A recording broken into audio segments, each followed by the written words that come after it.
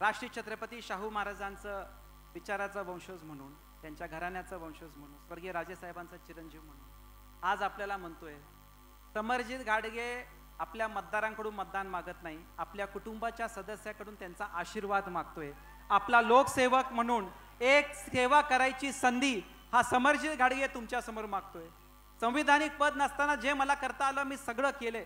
एक संधी ह्या समरजित घाडगेला द्या, एक संधी कागलच्या गडिंग्लज उत्तूर विधानसभेच्या भविष्यासाठी द्या. आपण सगळी मला ही संधी देणार का? आपल्या कळकळीची विनंती करतो. आणि जर देणार असाल